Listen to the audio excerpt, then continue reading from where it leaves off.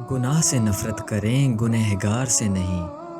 بصرہ کے قریب ایک انتہائی گنہگار آدمی رہتا تھا۔ جب اس کا قتل ہوا تو اس کے جنازے کو اٹھانا تو دور کی بات، کسی نے ہاتھ لگانا بھی گوارا نہ سمجھا۔ ایسی حالت میں اس کی بیوی نے کرائے کے مزدور لیے اور اس کا وہ جنازہ اٹھوا کر قبرستان لے گئی۔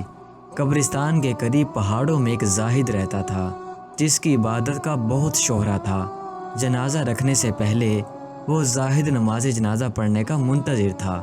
جب اس زاہد کے نماز جنازہ پڑھانے کی خبر لوگوں تک پہنچی تو لوگ جوک در جوک جمع ہونا شروع ہو گئے۔ انہوں نے اس زاہد کی اقتداء میں نماز جنازہ پڑھی۔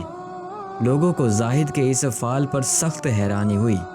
انہوں نے نماز جنازہ کے بارے میں اس سے سوال کیا تو اس نے بتایا کہ مجھے خواب میں یہ حکم ملا کہ فلاں جگہ جاؤ، وہاں جنازہ آ رہا ہے۔ اس کے ساتھ صرف ایک عورت ہے جس کا جنازہ ہے، وہ مغفور ہے۔ اس جملے پر لوگوں کی حیرانی میں مزید اضافہ ہوا۔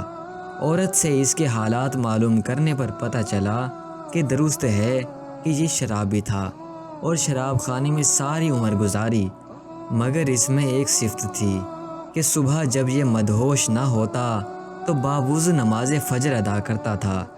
دوسرا، اس کے گھر میں یتیم بچے رہتے تھے جن سے اپنے بچوں جیسا سلوک کرتا تھا۔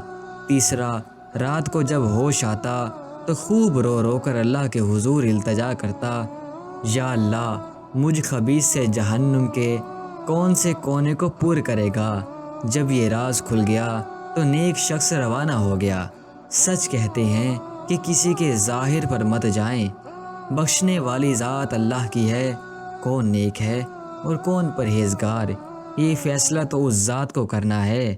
کسی کے گناہ دیکھ کر اس سے نفرت نہ کریں، بلکہ گناہ سے نفرت کریں، گنہگار سے نہیں۔